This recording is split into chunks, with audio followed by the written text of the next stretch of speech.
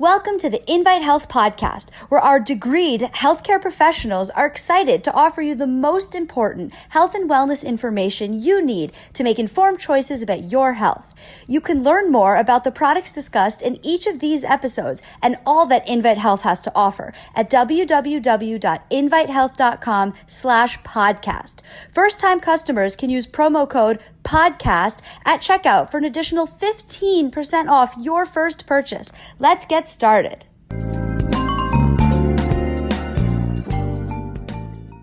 As we age, the need for certain nutrients increases. That's for a number of reasons. And we need to focus on these nutrients as we age. There's a real need for that. Now, this need for an increased level of supplementation is influenced by many factors, not least of which is a decreased ability to absorb and utilize certain nutrients. So what are some of these factors? Well, first of all, but this is not universal, eating habits often change for seniors living alone. They just don't eat as wide a variety and as rich a palette of foods as people who have other people living with them. Secondly, the ability to effectively use a nutrient efficiently can decline with age. But you can make up for that by taking a little bit extra of that nutrient as you age. We'll get into that in some of these nutrients. 3, there's diseases that typically occur with aging, and they can affect the way you use a nutrient. You might need more of a particular nutrient because of a particular disease. We'll discuss that as we go on also. Elderly people tend to use more prescription medications. Many prescription medications can take nutrients out of the body or increase the need for certain nutrients because they don't work as effectively. And also, you do have a drop in the ability to absorb certain nutrients from your food. So it can be very pragmatic and very important to add certain nutrients to your regimen as you grow older. So welcome to my episode, 18 Nutrients to Seriously Consider Taking as You Age. So welcome to my episode, 18 Nutrients to Seriously Consider Taking as You Age. But don't worry, don't let the number 18 scare you. If you get a very high quality vitamin supplement, multivitamin supplement, you can account for a number of these nutrients. So I want to thank you for tuning into today's Invite Health podcast episode. You could find all of the episodes, we have well over 300 at this point, for free wherever you listen to podcasts, or just visit invitehealth.com/podcast. Please subscribe. Please leave us a review. I'd like to know how I'm doing. You can also follow us on Facebook, Twitter, and Instagram at Invite Health. The information on this episode is linked at the episode description, so let's get going. So here's my current list of 18 nutrients to seriously think about when you're aging. First is folate. Now, folate is ubiquitous in plants, but it's hard to get out of plants. It's a B vitamin. It helps with normal cell development and cell growth, but also preventing cellular mutations that can lead to the cancer process. Folate is known to inhibit the first 2 steps of the cancer process. If you look at the cancer process, there's the initiation of damage, the promotion of damage, finally the step of developing cancer, and then its movement around the body, which is called metastasis. Folate helps prevent the first 2 steps, the kind of start of the whole pathway that leads into cancer, the initiation and promotion. Folate may also help protect against stroke, and it lowers homocysteine. Homocysteine is a byproduct of protein metabolism, and if it goes too high, it's very toxic to the brain. It could be toxic to the heart. It could be toxic to the back of the eyes, and it seems to be toxic to bone tissue. So you need folate to lower homocysteine levels. Like I said, if they get too high, they've actually been connected it's been connected to Alzheimer's disease. Now, I would skip the synthetic folic acid. That's used in most multivitamins because it's less expensive. The reason is some people cannot convert, and more than some, cannot convert synthetic folic acid into the active form, which is methyl tetrahydrofolate. Now, if you get 200 micrograms of methyl tetrahydrofolate in a multivitamin, that's sufficient as far as the supplement goes, because you do get some folate in vegetables. One thing, lacking vitamin B12, this is how things work together. Lacking vitamin B12, a deficiency of B12, traps folate in a form that is unusable by the body for DNA synthesis. But taking the methyl tetrahydrofolate form gets around this. So it's important to have both B12 and folate. So let's discuss B12. So folate is the first supplement that you have to make sure you're getting as you get older. It does help lower the risk of Alzheimer's according to data. It does help protect your heart and lower the risk of heart disease, and it does help lower the risk of certain cancers. Let's talk about B12. B12 helps you make your blood cells. It also makes your nerve cells, so it's important for your nerves, your brain, your blood cells. You get it naturally from animal foods like meat, fish, eggs, and dairy. And there's also B12 fortified foods like breakfast cereals. However, most Americans get enough, but age changes that. Up to 30% of people over the age of 50 have atrophic gastritis, which makes it harder for your body to absorb it from foods.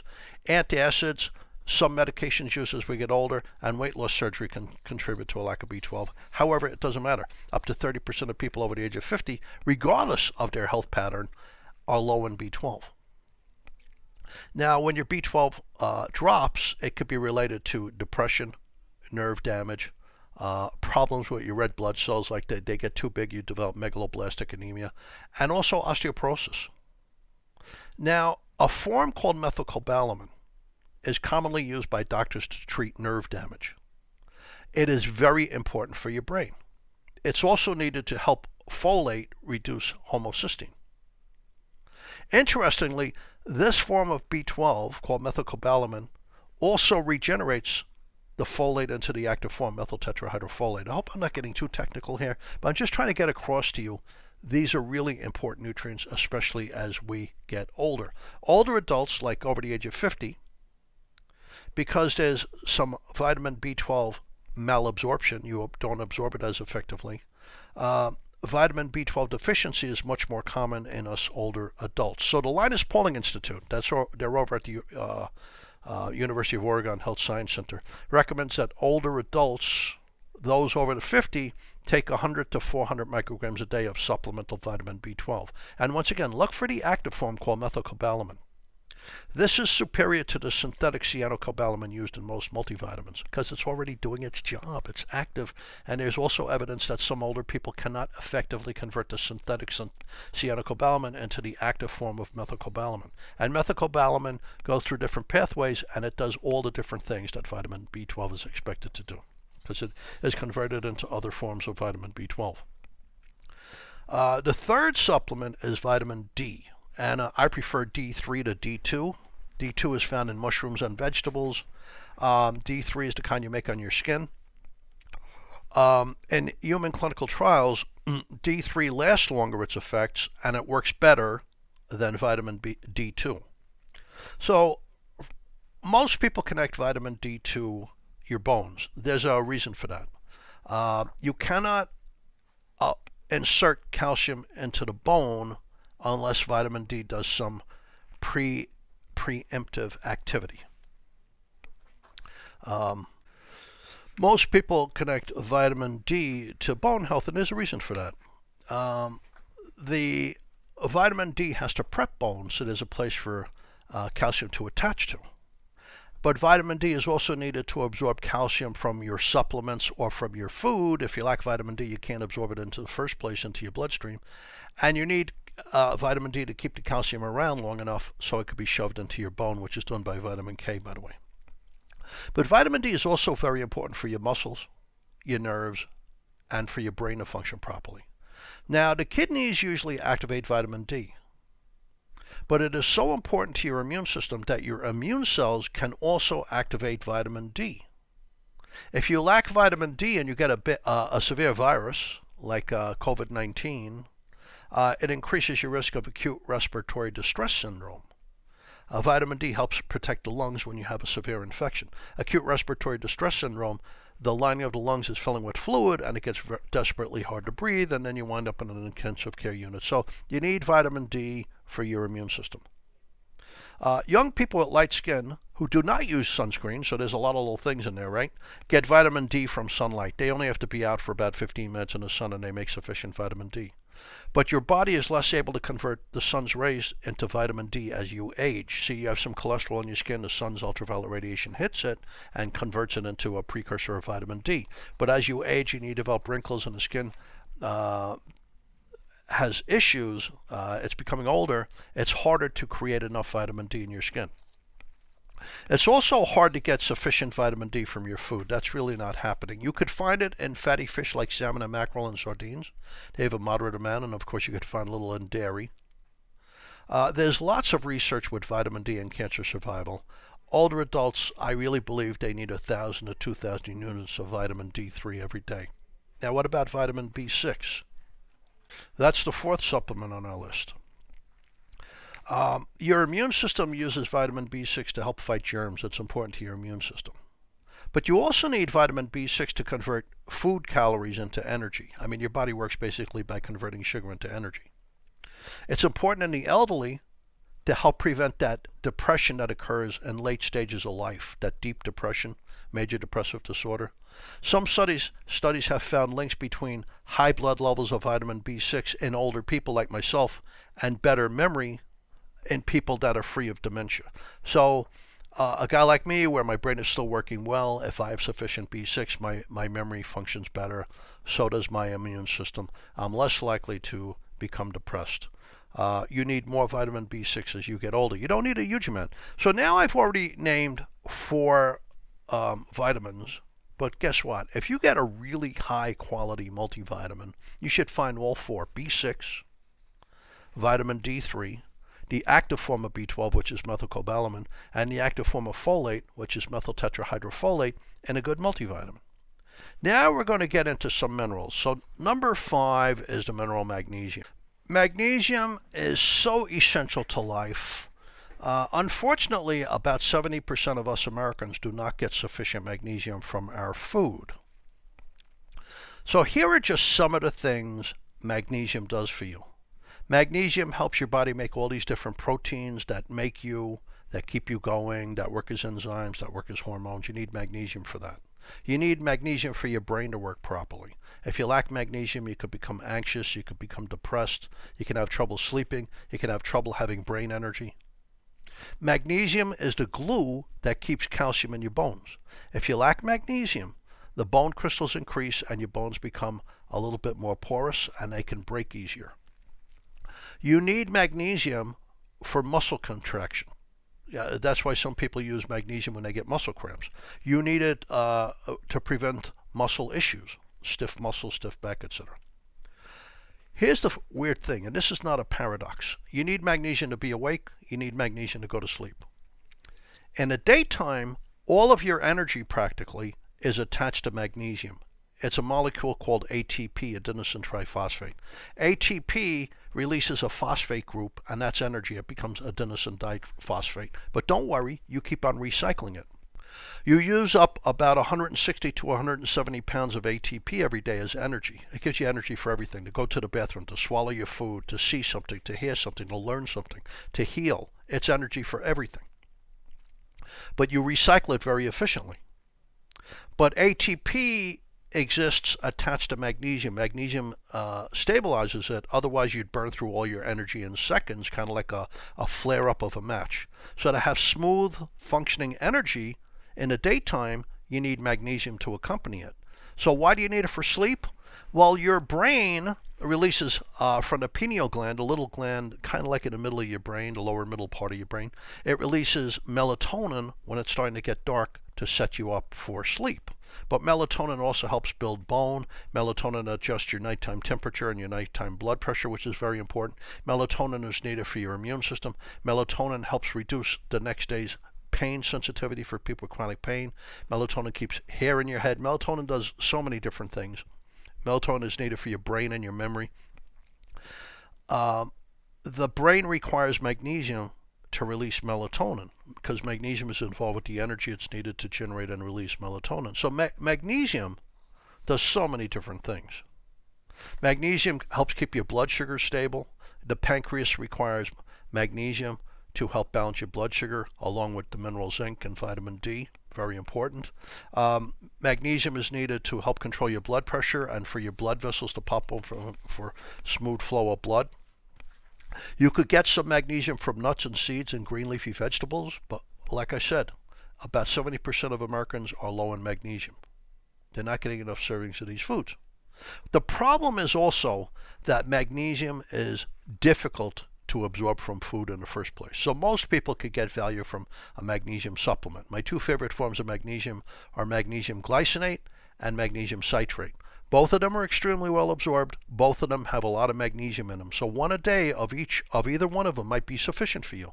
The difference between them is magnesium citrate can also function as a stool softener. In fact, if you go into a pharmacy, there's this little green bottle of a laxative called Citroma.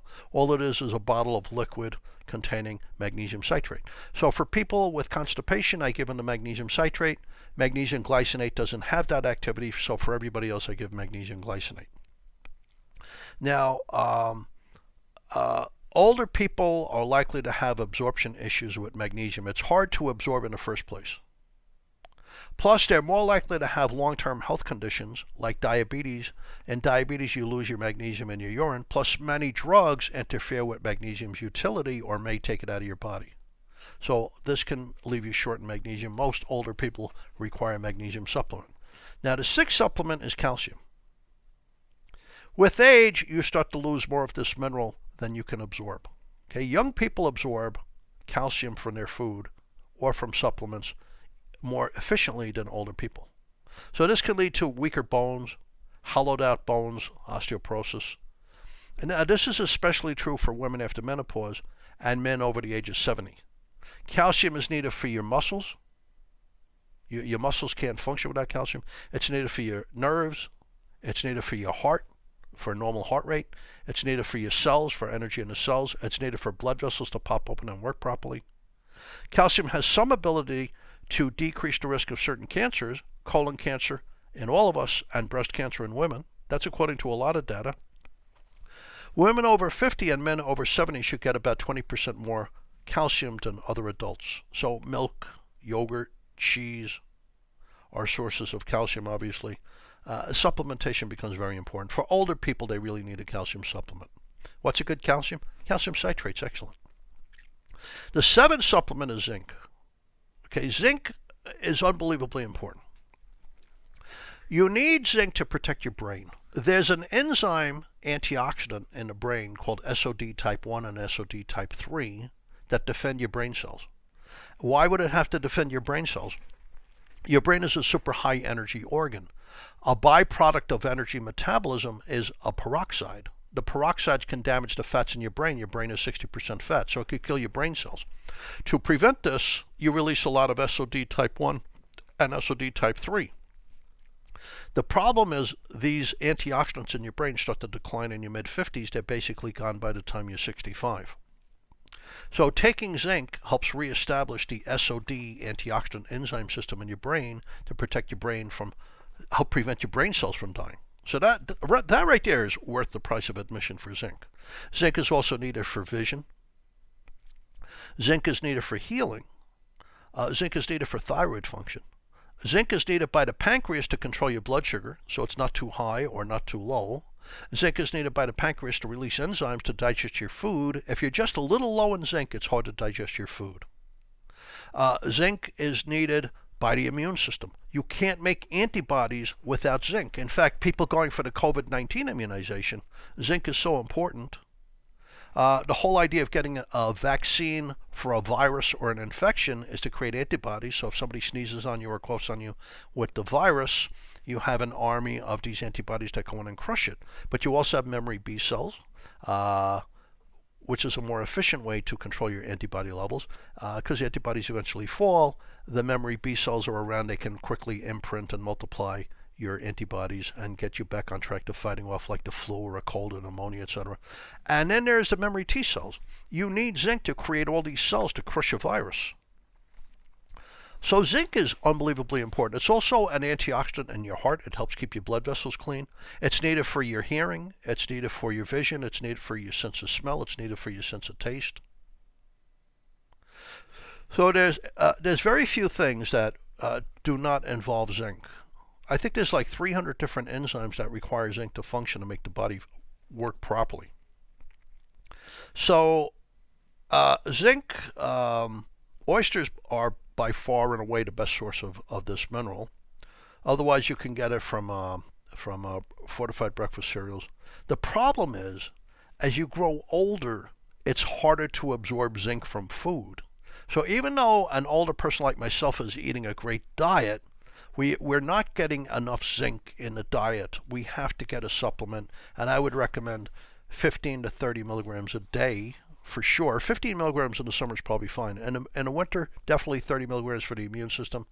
But also, older people in general, I just think people in their 70s and 80s and beyond need about 30 milligrams of zinc a day. The H supplement is selenium. So you could get zinc in your multi, you could get selenium in your multi. You really can't, we also spoke about calcium and magnesium. You really can't get enough in a multi because too much calcium or magnesium will block the absorption of microminerals like zinc and iodine and selenium and copper and manganese, etc. So I always tell people take your calcium and magnesium separately, unless it's a powder. If you get a multivitamin, they could put a little bit more calcium and magnesium in there because you're going to take that powder and dilute it with liquid, so you're separating all these minerals. So you have a much higher likelihood of absorbing all these minerals if you use a powder, especially for older people if they have digestive tract problems. It might be a good idea. We have a great powder, multi-energy powder. Has plenty of calcium, plenty of magnesium, plenty of zinc. Great supplement. Selenium, that's the H supplement. You'll find this in your multi also. And you don't need a lot of selenium. It's a micronutrient. You only need a little bit. But it protects your cells from damage. In fact, it's one of the things that lower the risk of certain cancers. But it also helps, it's used by the immune system to fight viruses and infections. You need selenium for your thyroid to function properly. You need selenium for your muscles. You need selenium for your heart. You need selenium for your liver. If you lack selenium, it's easier to develop hepatitis or have heart issues. It really seems to help prevent age-linked illnesses like dementia, some types of cancer, and underfunctioning of the thyroid, what we call hypothyroidism. It's a micronutrient. Like I said, you get plenty in your multivitamin. The most recent research in animals shows that selenium slows the aging process. Potassium. You're never going to get enough potassium in a multivitamin because you need like 3,000 or 4,000 milligrams a day. A recent report by the United States government shows that only 2% of Americans get enough potassium. 2%. Now, potassium plays a part in almost everything inside your body. For instance, sodium is on the outside of the cell, potassium is on the inside of the cell. This allows your muscles, your heart, your blood vessels to work properly. Potassium is so important. It's needed by your kidneys, it's needed by your nerves, it's needed by your brain. Having enough potassium and the mineral magnesium is very good for energy, endurance, and strength. Potassium is needed. It works with magnesium to regulate your blood pressure so it doesn't go high. It may help protect you from developing a stroke and even developing high blood pressure. It helps normalize your heart rhythm to help lower the risk of arrhythmias. Potassium is a major alkalinizer of the human body. So let's talk about that. Your saliva is always going to be a little bit acidic. Your urine is always going to be a little bit acidic. But your blood is supposed to be slightly alkaline. Not acidic, slightly alkaline. If your blood becomes acidic, you could go into a coma and probably not come out of it. It's called lactic acidosis. It's also called ketoacidosis. It's more common in people with diabetes on diabetes medication, but it can happen to anybody. But the body takes major steps to prevent the blood from becoming acidic because it would rather not have you go into a coma and pass away. So how does the body do that? It takes minerals out of your bones to keep the blood alkaline. So when you get enough potassium, it helps preserve your bones. It also helps prevent slow muscle wasting and muscle loss in elderly people. There's a natural, unfortunate loss of muscle and strength with aging. It's not a good thing. It's a natural thing. It's not a good thing. If you have enough potassium in your diet, it helps slow that down. And it's pretty easy to get potassium from your diet if you're eating a well-balanced, healthy diet. And I'll go into that in just a minute. So because potassium alkalinizes your blood, and by the way, so does magnesium, It helps slow muscle loss related to aging, so you retain your strength for a longer time. Strength of muscle is needed for survival and good health. It helps prevent high blood pressure. It helps prevent the heart from racing. It helps prevent a loss of bone. It also helps prevent kidney stones. Getting enough potassium in your diet helps prevent your urine from getting too acidic. Acidity in the urine kills germs, so acidic urine helps prevent infections. However, if it's too acidic, it can create sediment. It can make the any mineral that's in the urine congeal into, detritus. So having the urine too acidic can lead to kidney stones, the formation of kidney stones. So simply getting enough potassium in your diet cuts your risk of kidney stones in half. Most Americans don't get enough. I mean, you could get it from bananas, spinach, yogurt, any vegetable, any fresh fruit. Laxatives and most diuretics cause a loss of potassium, so older people are more likely to be on laxatives and diuretics. Elderly people who lack magnesium can develop low blood levels of potassium, and having low magnesium is very common in elderly people. So there's a tie-in between magnesium and potassium. We actually came out with a product called Alkalizer that people can use to get their magnesium and potassium as a powder. Now, the 10th supplement are probiotics. We're finding that the bacteria in your intestines basically rule the body. There's more bacterial cells in your intestines, and then there's also fungal cells. That's a type of bacteria. You might know them as yeast. And then there's viruses. They're living in your intestines. They're living all over you. They're on your eyeballs. They're on your scalp. They're on your skin. They're in your lungs. They're in your blood. They're in your urine. We once thought all of these areas were free of bacteria. It's not true. The bacteria are all over us and all throughout us.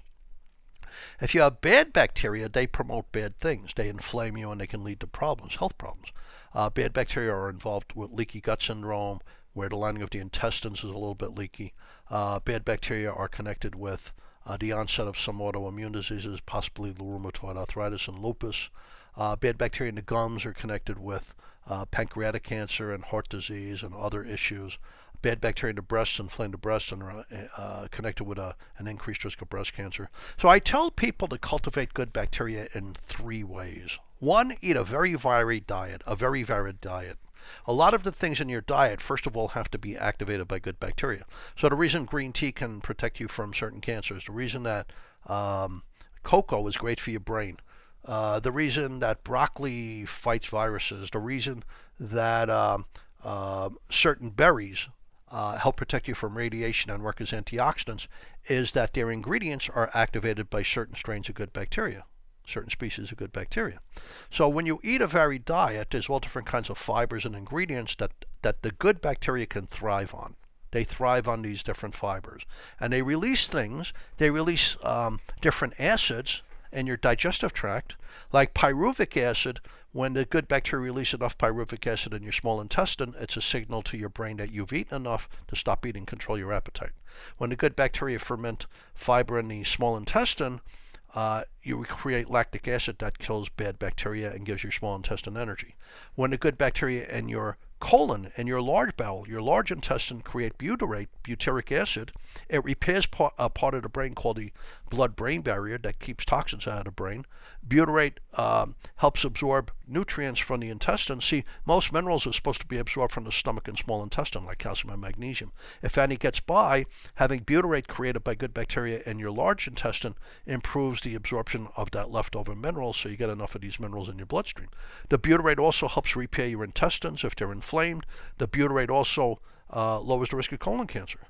So when you eat good fiber, you're creating all these wonderful things by the good bacteria, but you're also feeding the good bacteria. So when you eat a great diet, like the Mediterranean diet or the DASH diet or the MIND diet to help lower the risk of dementia, you're getting all these varied great foods like olives, like fish, like mushrooms, like salad, like vegetables, like fresh fruit, like seeds and nuts, and these feed the good bacteria. So that's the first way to have thousands of species of good bacteria. The second way is to eat fermented food, like kefir, a fermented dairy product, or a really high quality yogurt, or all of those wonderful fermented foods from Japan like natto and tempeh, etc. And there's fermented foods all over the world. They typically supply 1, 2, 3 different bacteria that are generally very healthy. And then you could take a great probiotic, but let me tell you a couple of strains to take in a probiotic. And I see that this episode is getting very long, so I'm going to have to cut it after I explain this. Try to get Lactobacillus rhamnosus, Lactobacillus plantarum, and Bifidobacterium animalis subspecies lactis. They're so good for the immune system. They're so good for your digestive tract. They're so good for allergies. You really want to try and include these species when you purchase a probiotic bacteria. Okay, what I'm going to have to do now is end this episode a little bit early. We're going on too long. Thank you for tuning in to the Invite Health Podcast. You can find all of our episodes for free wherever you listen to podcasts, or just visit invitehealth.com/podcast. Please subscribe. Please leave me a review. I'd like to know if you like these shows. You can follow us on Facebook, Twitter, and Instagram at Invite Health. Hope to see you another time in another episode of the Invite Health Podcast. In fact, in a couple of minutes, I'm going to tape part 2 of this episode. So thanks for listening.